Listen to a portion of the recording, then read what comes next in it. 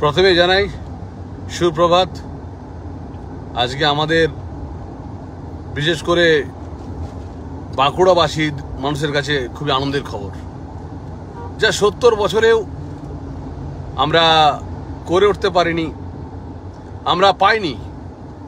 70 বছরেও আমরা বাঁকুড়া টু হাওড়া ভায়া মোসাগ্রাম এই রেলপথটা পাইনি, যা শুধুমাত্র আপনারা দেখে থাকবেন 2010 সালে হওয়ার পর থেকে 2016 সালে সেকেন্ড ট্রেনটা উদ্ঘাটন করেছিলাম। তারপর এই মোসাগ্রাম লাইনে ইলেকট্রিফিকেশনের জন্য যাতে হয় তার জন্য সমস্ত দপ্তরে রেলমন্ত্রী দপ্তরে আবেদন করেছিলাম, এবং সেই কাজটাও আমি আমার সাংসদ থাকাকালীন এই কাজটা করেছি। এই লাইনে প্রত্যেকটা বাঁকুড়া টু মোসাগ্রাম ভায়া বাঁকুড়া টু হাওড়া ভায়া মোসাগ্রামের ট্রেনটার জন্য অন্ততপক্ষে প্রায় 40খানার উপরে চিঠি দিয়েছে, এবং সংসদে দাঁড়িয়েও 20 থেকে 22 বার আবেদন করেছে। আজকে আমি সত্যি খুব গর্বিত যে বিষ্ণুপুর লোকসভার মানুষ আমাকে যে সাংসদ করেছেন, যে কয়েকটা কাজ করতে পেরেছি তার মধ্যে এটা একটা উল্লেখযোগ্য কাজ। এটা প্রথমেই বলি যে ইন্ডিয়ান রেলওয়েকে অজস্র ধন্যবাদ, তার কারণ এই লাইন দিয়ে ট্রেন ছিল না, আমাদের আসতে হতো, কিন্তু ওই ভেঙে ভেঙে আসতে হতো। মানে আমরা সাধারণভাবে হাওড়া থেকে মোসাগ্রাম থেকে আবার ট্রেন ধরে বাঁকুড়া থেকে আবার ট্রেন পেতাম, কিন্তু এখন পুরুলিয়া থেকে একেবারে সরাসরি মোসাগ্রামের মধ্যে দিয়ে একদম মানে বাঁকুড়া হয়ে মোসাগ্রাম হয়ে হাওড়া এই ট্রেনটা পেয়ে আমরা আপ্লুত। এবং আমরা যারা হাওড়ার দিক থেকে পুরুলিয়ায় চাকরি বাকরি করি তাদের পক্ষে এই ট্রেনটাতে যাতায়াত করা ভীষণ সুবিধে হবে, এবং সবথেকে বড় কথা একেবারে সাধারণ মানুষের ক্ষেত্রেও এটা ভীষণ উপকার হবে।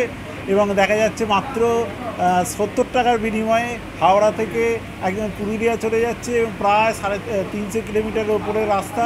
এবং সবথেকে বড় কথা যে ট্রেনটি দেয়া হয়েছে সেই ট্রেনটি অত্যন্ত ভালো ট্রেন, নতুন ট্রেন, এবং এত দূরে জার্নি করার জন্য প্রত্যেকটা কম্পার্টমেন্টে বাথরুমেরও বন্দোবস্ত রয়েছে। এবং সত্যি একেবারে প্রথম দিনে এই যাত্রার সাক্ষী হতে পেরে আমি একেবারে আপ্লুত। আমি এই ট্রেনটিতে পুরুলিয়ায় উঠেছি এবং আমার বাড়ি সিঙ্গুর, আমি কামারকুণ্ডুতে নামবো। এক্সপ্রেস ট্রেন হলে তো আরও ভালো লাগবে, তবে রিকোয়েস্ট করবো যেন কামারকুণ্ডুতে অন্ততপক্ষে একটা স্টপেজ থাকে। সেক্ষেত্রে এই যে প্রায় 7 ঘন্টা লেগে যাচ্ছে এক্সপ্রেস ট্রেনে, আশা করছি সেটা 4 ঘন্টা বা বড় জোর 4.5 ঘন্টা লাগবে। রেলওয়ে কর্তৃপক্ষকে অনুরোধ জানাবো তারা যেন একটা এক্সপ্রেস ট্রেনেরও বন্দোবস্ত করে।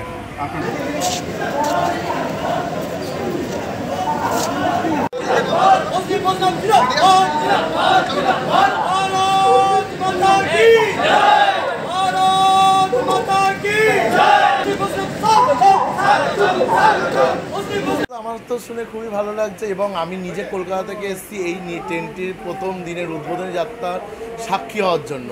পুরুলিয়া থেকে একদম সম্পূর্ণ জার্নি করবো হাওড়া অবধি।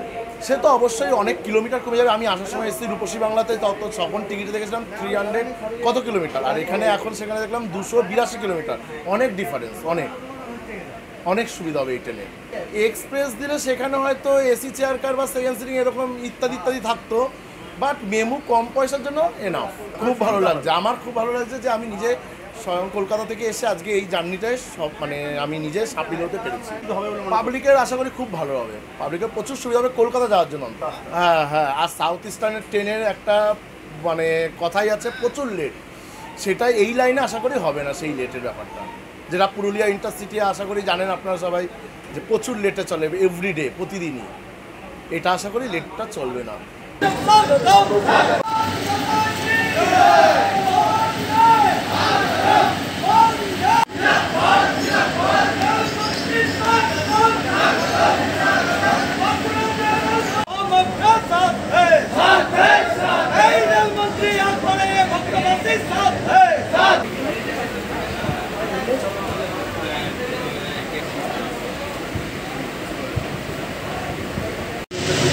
ছবি নিয়ে দাদা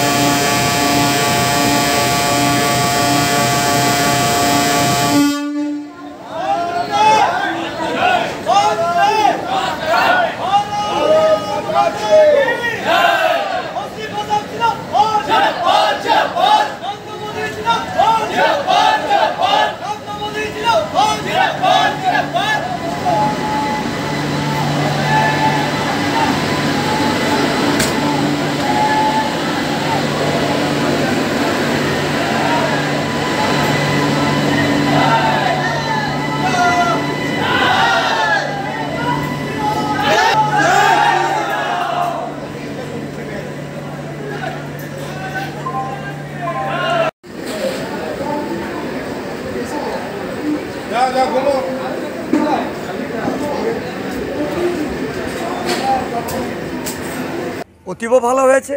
আগামী দিন এই যে সিঙ্গেল লাইন আছে এইটাকে আমরা প্রার্থনা রাখবো, তার কারণ হচ্ছে মানুষের চাহিদার তো শেষ থাকে না।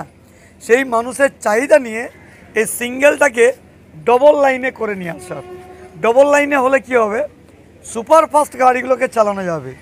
সাথে সাথে আরেকটা বলে নিই, আজকেও আমরা এখানে যারা এসেছিলাম আমি তো বিধানসভায় তুলেইছি, মাননীয় মুখ্যমন্ত্রী দৃষ্টি আকর্ষণ করেছি এবং সম্মানীয় রেলমন্ত্রীকে বলবো, যদি মাননীয় মুখ্যমন্ত্রী আমাদের যে 8 কিলোমিটার সাতনা থেকে মুকুটমণিপুর মাটি ভরাটি হয়ে আছে, রেল লাইন ফেললেই হবে, বাকি রয়েছে 8 কিলোমিটার।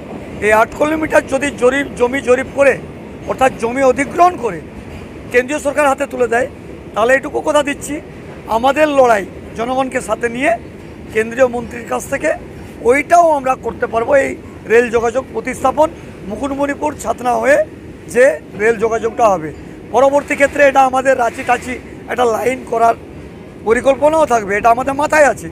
তো দেখা যাক কতটা করতে পারি জনগণের জন্য।